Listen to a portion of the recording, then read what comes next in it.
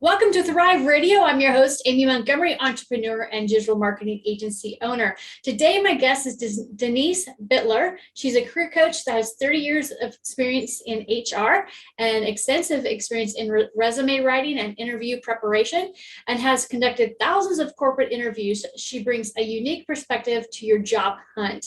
She knows what recruiters are looking for and can help you get noticed and make a great impression. Welcome to the show, Denise. Thank you so much. I'm so happy to be joining you. So your career started out in HR. How did you end up as a career coach? I think I have my sons to thank for that. I have now 24-year-old twins. When they started college, one of them especially had his first career fair, and he didn't have a resume or anything like that. So we worked on his resume, really put together a great resume, put together a great elevator pitch. And he actually came up with the idea. He's a programmer. So he came up with the idea of creating a two-person game, loading it on his GitHub account. And he created business cards to go with his resume that had all of his information, and it had instructions on this game he created. We built that into his elevator pitch. He did wonderful, was asked to interview with a number of places. And that's when he went into panic mode because he had never really interviewed before. So took him through, did probably about 6 hours of mock interviews, made him cry at one point, which I consider a success when you're mock interviewing. He did so well. The interviewer actually commented that he had never interviewed a freshman in college that was more prepared than he was. So he ended up getting the internship. He then told other people, and I started getting calls. I was part of a Facebook group for parents of students at RIT. And then I heard from a number of them, my son said you did this for your son. So I started doing it. I was working full time still in HR. So this was a side business. Word kind of spread, and that's really how that started. It was a lot of word of mouth. So I was doing it for about 5 years while I was working full time. And then last year, July of 2020, I decided I love it. I'm good at it.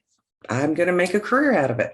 So I left corporate, started my own consulting business, Resume Interview Success LLC, and here I am.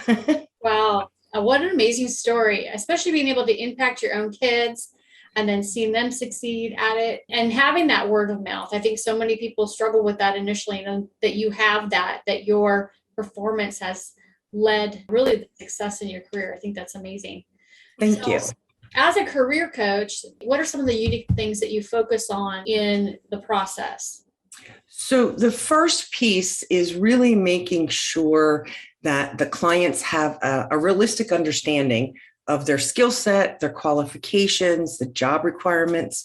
I've had clients come to me and say, yes, I want XYZ position. And I say, okay, well, what are you doing now? They have no skills for it. They really haven't looked at job postings to see what the key skills are. They haven't looked to see what the minimum requirements are. So that's the first piece, is making sure that they are being realistic in what they're looking for. Because I can create a great resume, but if you don't have the skill set and you can't speak to your experience, it's not going to matter. The next thing, and this is one of the pieces that really makes me unique from other resume writers, career coaches. Most resume writers, they're wonderful, especially if they're certified. They work with their clients, they do intakes, really get great information and build wonderful resumes, which is great. The problem is that we're always telling our clients, you should never submit the same resume to more than one job. You should always customize the resume for the job. But nobody teaches them how to do that. So part of my service, when I do a resume service for a client, do all of that, do the intake, do really work together to come up with a great branded resume that sells their value proposition, shows their accomplishments. And then the next step is we take the job posting that they're most interested in. I'll go through the job posting, put it in Word, highlight all the keywords and phrases. I will then customize their resume, and I track the changes to incorporate those keywords and phrases. Send it to the client. We then have another conversation, and I go through, why is this a keyword? Why was this important? Why did I build this in this way? So I'm really teaching them how to customize and maintain their resume. And then for the next 2 jobs that they apply to, they can, again, put the job posting in Word, highlight the keywords and phrases, customize the resume, tracking the changes, and send it to me, and I'll review it for them.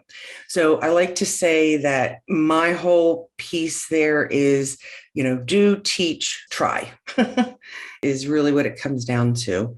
I do the personalized interview coaching and really teach them how to network, both before and after applying for a job. Yeah, that's really important too. I think it's very easy just to try and focus on the job boards, right? And not network. Exactly. And, people will spend so much time and possibly money creating this great resume, and then they don't put the time or the effort in to preparing for interviews.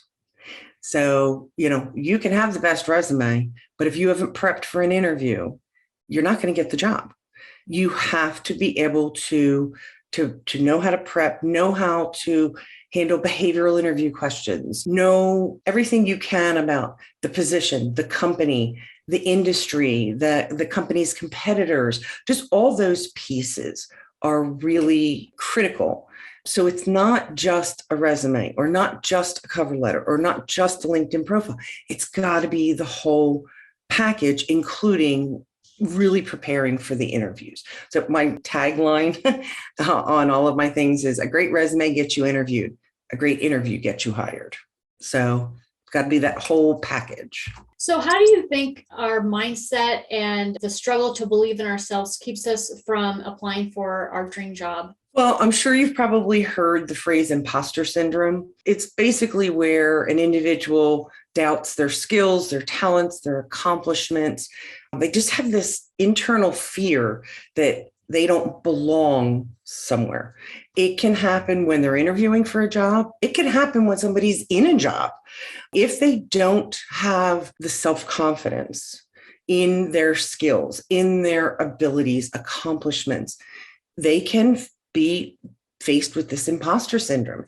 And it can be debilitating. Good career coaches can help someone through this, help them really reframe their thought process, reframe how they see themselves, reframe what they perceive others are seeing when they see them.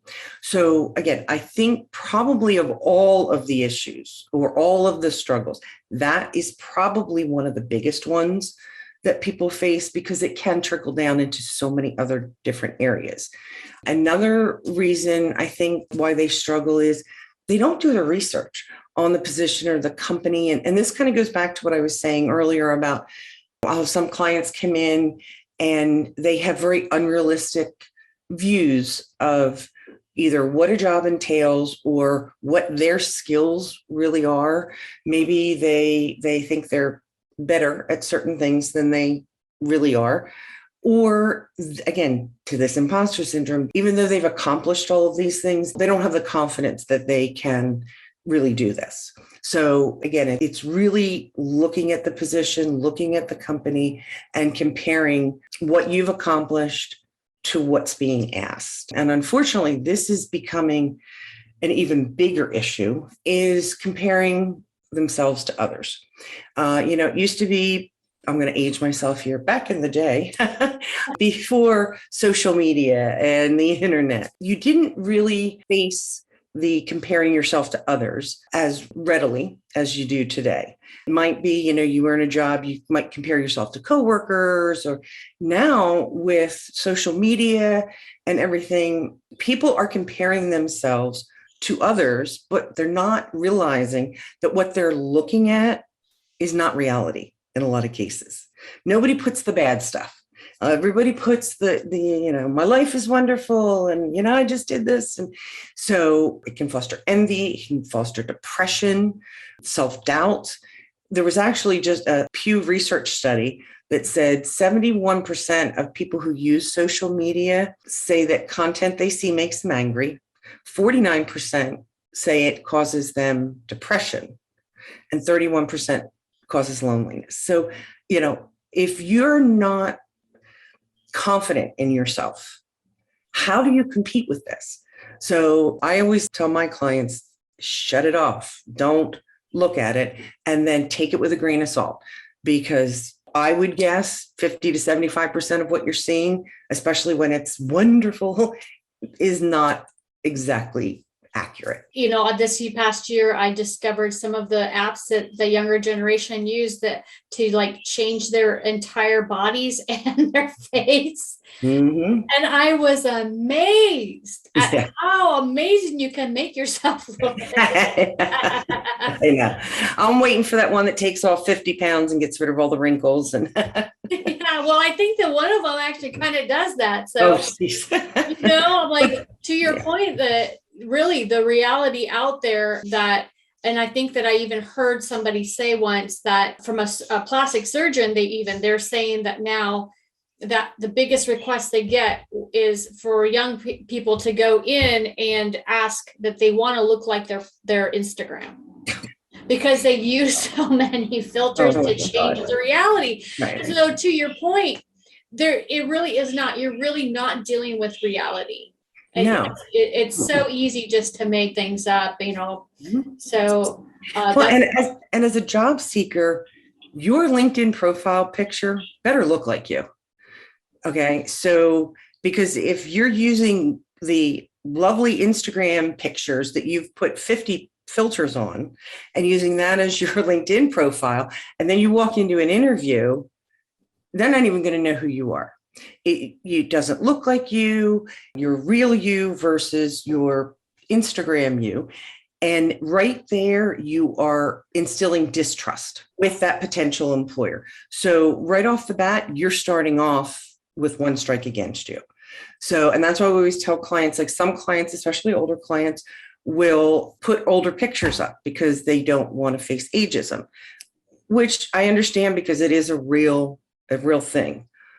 But you put a picture that shows you when you're 30 and you walk into the interview and you've got gray hair.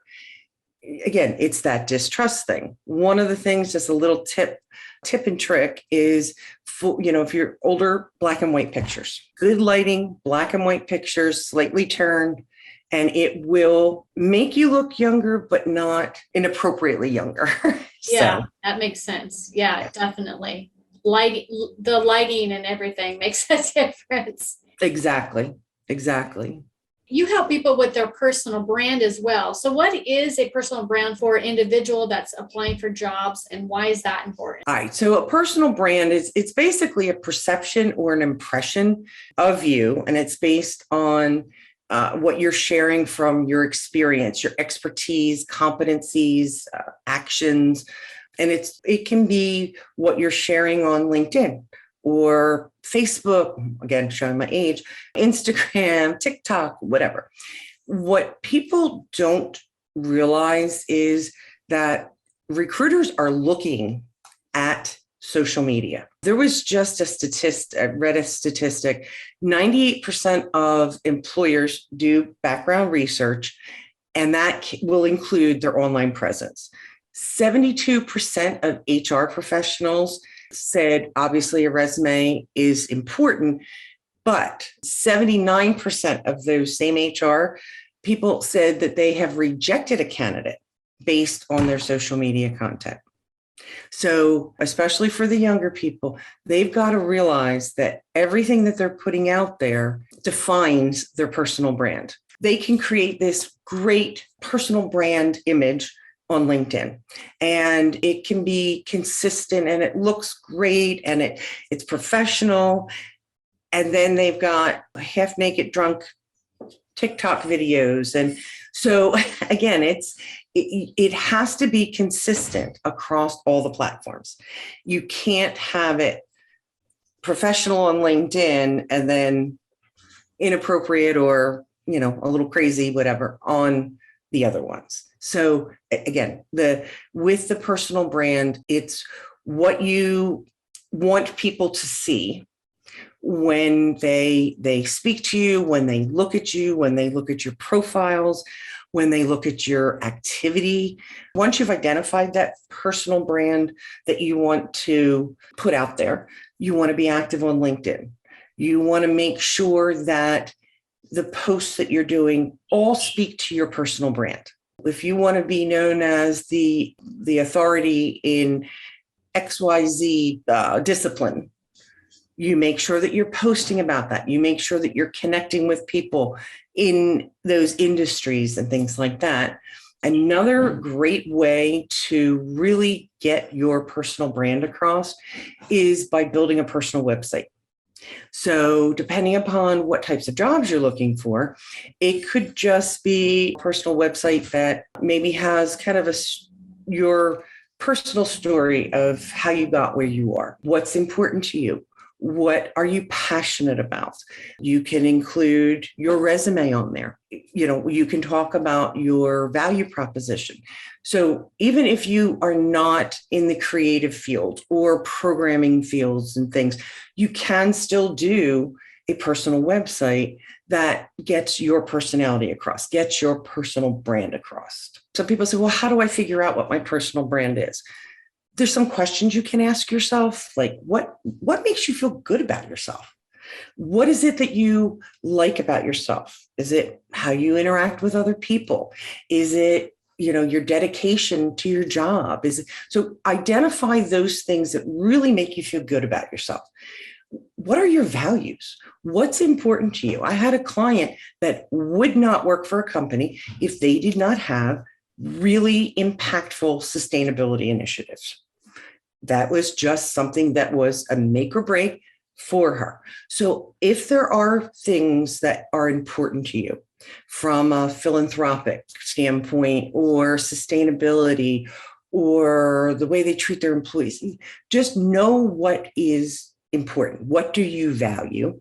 Also, what impact do you want to have? Whether it's on other people, a company, an industry, the world. I always say, when you die, what do you want to be remembered for? So again, those are the kind of questions, what are you good at? I always like this one is if you could get a message across to a large group, who would those people be in that group and what would that message be? And you'd be surprised when you start asking these types of questions and people really think about it. Some of them are almost shocked at their answers that they come up with, because I'll usually tell them, don't think about it. Just whatever's the first thing comes in your mind. And then we can delve deeper from there. But this is the best way to do it is to ask yourself these kind of questions, because if it's not important to you, if you're not passionate about it, then you're not going to be able to sell that to someone else.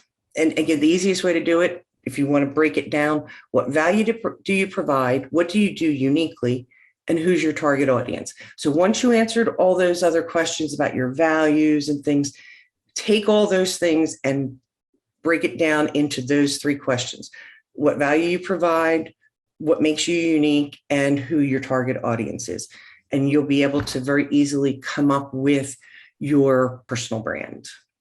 Let's take it a step further into the value proposition. Why would we create that for ourselves as well? If you don't know what value you bring to a potential employer, how are you going to sell yourself to that employer? Because that's really what an interview is. It's you selling yourself to them and convincing them that you're the best person for this job. In order to do that, you need to create a value proposition or identify your value proposition. So we call it a personal value proposition, a PVP, and it's what makes you unique. And it tells the employer they should hire you instead of someone else. And it's really a promise of value that you can deliver. When you're coming up with your personal value proposition, you want to, again, identify your strengths and accomplishments, and that comes across with personality, skills, accomplishments, experience. Again, keep thinking unique. I'll have some clients say, well, I'm really good at negotiating contracts. Okay, well, there's probably 50 other people applying that are good at that. What makes you the best at it? And when you keep pushing and you keep asking these why and how questions, then it starts, well, I'm really good because I do my research and I network and know people in the industry. And so then all of a sudden you find out that they don't just negotiate, but they have so much data that they can bring into that negotiation because of all these other skills they have. Also want to identify what the employers that you're targeting, what are their needs? So, what problems do they need to be solved? What current and future challenges are they facing? What skills are they needing now, 5 years from now? You can get a lot of this information just by Googling the companies. You can read their shareholder statements, especially like with technology companies and things like that. They will usually share during those shareholder meetings things they have in the pipeline. So the more you can know about what that company has coming up, good or bad. So it may be that it's a company and their same store sales went down 5%. Okay, now you have something that you can focus to discuss your skills and accomplishments and what you can do for them to address that 5% loss. And again, research. And then the other thing when you're coming up with your value proposition is identify what motivates you. What gets you out of bed in the morning? I don't know about you. Money is important, but peace of mind and passion for the job I'm doing is more important. You need to know that before you're developing this personal value proposition. One of the nice things about taking the time to do this is if you craft your personal value proposition effectively, you can use it in so many different ways. You can use it in conversations. You can use it potentially for your LinkedIn profile heading. So many people just have their position or what they do. They're not selling what they bring to a potential employer. They're not putting their value proposition right up front. Your background picture, your photo, and your heading are the three things that recruiters see first when they look at your LinkedIn profile. So if you've got a bland headline, it's not motivating them to read further. If you have a dynamic value proposition statement in your headline, it's going to make them want to read further and learn more about you. So it's worth taking the time to do it because you can use it in so many different ways. Why do some people struggle to get resumes looked at when they apply online? I hear that so much of people struggling out there, like they're applying and they get no response. Why do they struggle with that? First off, I want to dispel a misconception out there. There are some resume writers, less than reputable, that will tell a potential client, well, it's the ATS. If your resume is not ATS, if the ATS is going to kick it out. ATS does not kick it out. A human person is either setting criteria when they're setting up the ATS, meaning that they may set it that you have to have a bachelor's degree or you have to have a certain skill. If that is not addressed in your resume, then yes, it may kick you out because you're not qualified, not because you didn't have enough keywords or whatever. So again, just wanted to dispel that it's not the ATS system that is kicking somebody out. It's what's built into the ATS. What does come into play though is your resume has to be written with two things in mind, the ATS system and the human eye. The ATS system is going to score your resume. So that's why you want to make sure you have the appropriate keywords. You want to make sure you're using those keywords in context. We say don't just throw in a skills section all the keywords. You want to use those keywords in accomplishment statements or accomplishment bullets. Okay. You also want to make sure that your resume is accomplishment focused, not task focused. It used to be years ago, it was this, I did this, it was action items. Now, everybody else has done those same actions. You need to be able to stand out. And the way you stand out is with quantifiable achievements whenever possible. If their resume is, they say, not getting looked at when they apply online, yeah, it probably is getting looked at. It's just you are not presenting yourself as the forerunner. You're not selling your value proposition that makes you stand out above the other people. There are some people that will do things that will cause issues with the applicant tracking systems. So a lot of the older ones can't read PDFs. They'll read it as a picture. So they say like an ATS system takes your resume and it parses, PARSE, the data into fields. If it's reading your resume, your PDF resume as a picture, it has no data to pull to parse. Some of the newer ones can. So unless it says that you have to upload it as a PDF, always do it as a Word document. Okay. Some people are creating their resumes in Canva or some of these other ones, which they look beautiful, but ATS is reading them as a picture. And again, can't parse the data. If you want to have something really visual like that, create two versions. You can still make the ATS compliant version colorful. You can add some color. You can do things like that. But have that for when you upload. And then if you want to have a more creative one that you built in Canva, then that's fine for when you're emailing it to somebody or giving it to somebody in person. Same thing with the graphics and things. I see picture, like some resumes, especially salespeople, graphs they're so visually compelling. ATS can't read the graphs. That doesn't mean you can't use it, but you also need to make sure that the data that you have in that graph is included in a bullet. So, maybe it's that you increase sales from 1 million to 27 million in 5 years. That's your bullet. Now you've got a chart that shows each yearly increment, the incremental increase. So you've got the visual impact for when a person is looking at it, but you also have the data that the ATS system can pull out. So again, that's the biggest thing. The other couple things are they don't customize their resume for each job. Some people will create a resume and they submit the same resume for every job. You could be applying to marketing manager for 10 different companies. And if you look at the job postings for all 10 companies, the keywords are going to be slightly different. So if you're not customizing it for each of them, it's not going to score as well in the ATS system. And it's going to come across to the recruiter or whoever's reading it that this was a generic resume. And that's going to put you right to the bottom of the pile. Again, they're not getting their personal value proposition across in the top 1/4 to a third of the resume.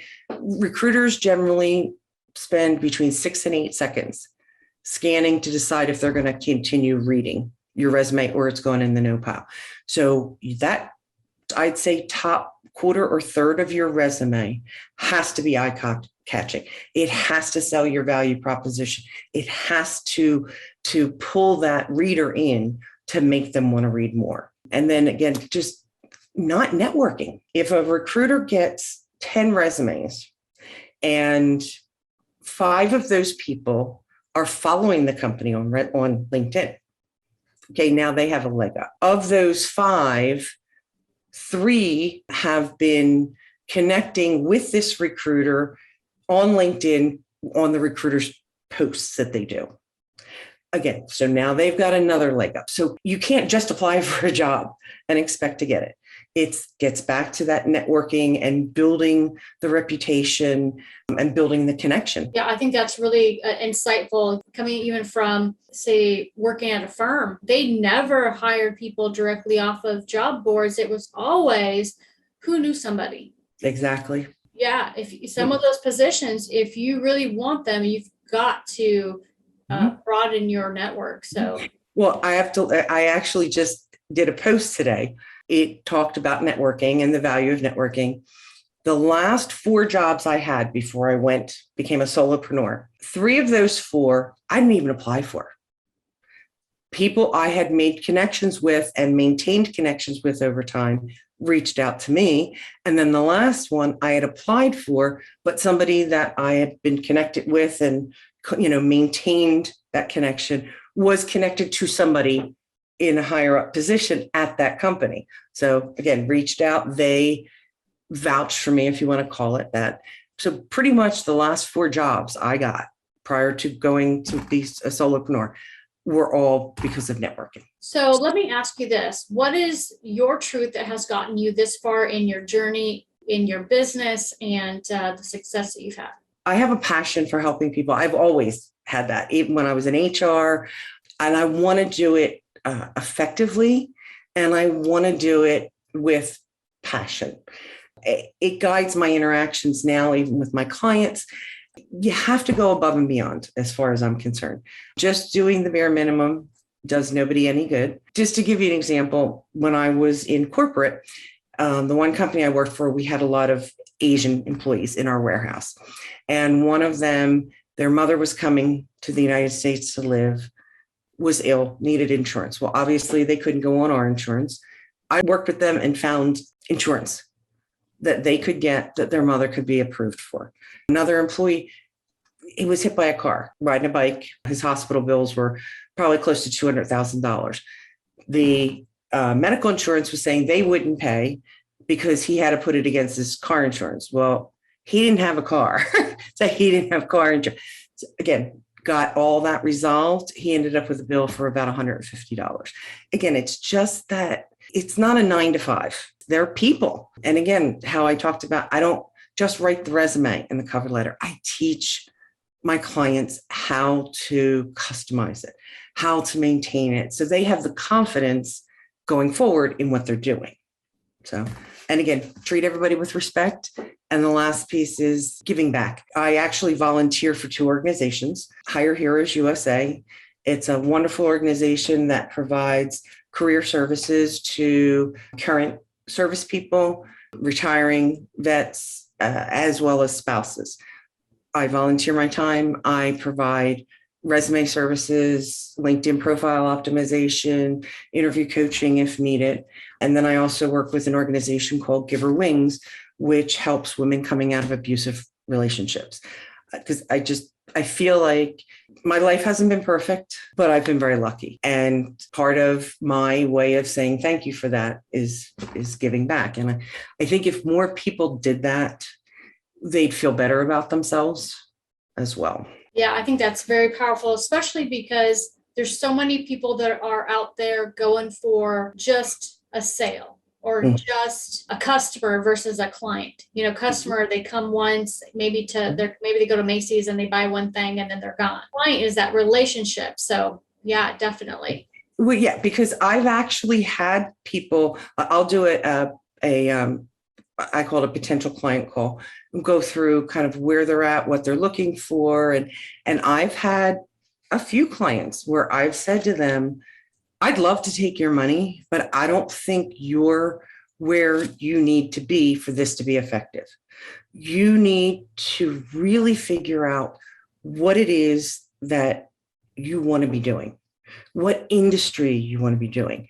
You really need to research. I had one woman who was getting back in and wanted the ability to work from home. So she wanted to become a virtual assistant. I said, do you know what's involved in that? Well, not really, but it should be easy. I said, no, first of all, what you need to be able to do depends on the industry that you're a virtual assistant in. And I sent her a bunch of links to different sites and said to her, I would love to work with you, but I can't in good conscience take your money until you are 100% sure of what you want to be doing. And do you have the skills for it? Or what do you have to do to get the skills to do it? Because I just want people to walk away from working with me and say, wow, she cares. She's good and she cares. So I have one client who said that I made him feel like a friend, not just a client. That's so important. Yeah, I agree. Definitely. I want to ask you, as far as your dreams and your vision, your intention for the future, what's your hope for that as you go forward in what you do now, and for clients that you haven't met yet? So for clients I haven't met yet, I want to be able to help them learn to believe in themselves and their abilities, identify their uniqueness, define that personal brand, and identify that value proposition. Because again, it's not just about writing a resume or a cover letter or a LinkedIn profile. It is, all that's great, but if the person doesn't understand it or doesn't believe it or wasn't part of defining it, how are they going to sell that to a potential employer? So my hope with every client is that they come out of this better than when they came in. So do you have some success stories that you can share with us? I do, actually. I have one client who, this is where it's like every time I tell it, I get chills. I've actually known this young man for most of his life. Super smart, no self-confidence, had some issues with depression and anxiety. He went to school, was unable to finish because of financial reasons. His father had started a sports t-shirt business. I think the father probably sold 50 shirts in the first year. This young man came into the business, knew nothing about SEO, selling on Amazon, anything, taught himself everything. They went from 50 shirts and I think like $1,000 to 2 years later, almost $500,000. But again, still didn't have the self-confidence. His parents would tell him, that he was so good at what he did. And so I had a conversation with him. I had started asking him a lot of questions about what his accomplishments are. How did you do that? How did you learn that? How did you, and really pushed him to think about it. Created a resume. His comment when he read the resume was, damn, I didn't realize how good I was. So again, did the interview coaching, did all that, had a job interview, was offered the job 2 days later. He's been there, I think, 2 months now. He's already had 2 promotions and he's now a manager already. So again, it was, and in talking to his parents, it has trickled over to his whole life. He's more outgoing. He's involved in things. So again, I have chills. That to me, being able to not only help somebody get a job, but impact their life. I had a recent graduate who he had been out for a year, had only had 2 phone interviews. That was it. No offers, nothing. I did the resume, the cover letter, the LinkedIn profile, and extensive interview coaching. I think a month after we got done, he was offered a job with General Motors. It's these ones, especially people that have a passion for something. I had an older gentleman who his dream was to work at Amazon. He's working for another company, has been for probably 25 years. And English is not his first language, which definitely, I think, played into his lack of success with the job interviewing and stuff. So he had applied probably 3 times to Amazon over the past couple of years. Nothing. We did the resume, the cover letter, LinkedIn profile, interview coaching, some career coaching. He called me 3 weeks ago. So it was about 2 months after we got done. Called me 3 weeks ago to tell me, he said, I had to tell my wife first, but you're my second call. I got a job at Amazon. So again, it's an operations manager, and I was the second person he called after his wife. So again, it excites me. I don't know. I love making that difference. That's exciting. So if you were able to give yourself one piece of advice when you first started out, what would it be? Don't try and do everything at once. I have shiny object syndrome. So I start my business and I join groups and then I go to these symposiums and I'm writing and all of a sudden I come out with 60 to-do items out of the symposium, but I have to do them all at once. And, so I'm, there were a couple of weeks there where I don't think I was sleeping at all. I would tell myself, do what you have to do to get the business up and running. Do what you have to do to start the networking and make the connections, and then prioritize all those other things. Break it down into the needs and the must-haves versus the want to do, because otherwise you can really wear yourself out. And I don't ever want to lose the passion for what I'm doing. So sometimes I do have to remind myself to, okay, chill. Let's prioritize this and see what absolutely has to be done right now versus what can wait. Because when your husband's coming in to your office at 10 o'clock at night saying, "Are you going to eat dinner?" you know that you're pushing it. So I think that, again, prioritize, breathe is the advice that I would give myself. That's really good. I definitely agree. I think when I started out, I focused on making so many videos. At one point, I was making a video a day. I just did it because that's what everyone said to do. Mm-hmm. That when I finally decided that was the last thing on my list to do, if I have time thing to do, and made that connecting with people the primary thing, and making sure that that's the one thing, everything changed. Yes. And I think that sometimes it's easy, even in the digital marketing world, when everyone's like social media. Yes, it's important for the long haul. Yes. But that's not what's going to help you to be successful when you're starting out. Right. I mean, it is helpful in getting the name recognition. Yeah. But if you're trying to do too much, then the quality of that social media interaction is not going to be good. And then you're negatively impacting your personal brand. Yeah. So you've got to make sure that you are giving the appropriate time and effort to anything that can impact your personal brand. Yeah. And if that means putting something off for a week, so be it. So if people want to work with you, I want to mention some of your websites and your resume-interviewsuccess.com. And of course, I will put all of these down below. What's the best way for people to contact you? So if they're interested in discussing their needs and how I can help, the best way is for them to go on my website, www.resume-interviewsuccess.com. And there is a tab where they can book a free consultation. And it's generally 15 minutes to 30 minutes. They can do that. That is tied into my calendar. So it's always up to date. And they can pick a date and time that works for them. I'm available Monday through Saturday, Monday through Thursday, generally till at least 7 at night, Eastern time. That is probably the best way. Or they can drop me an email at dbitler@resume-interviewsuccess.com. Don't forget to check out my LinkedIn page. I post every day. Mondays are career type advice. Tuesdays are college students and recent graduates. Every Wednesday, I do a short interview question and answer video where each week I address a different potential interview question, how to answer it. Thursday is usually resume or interview tips.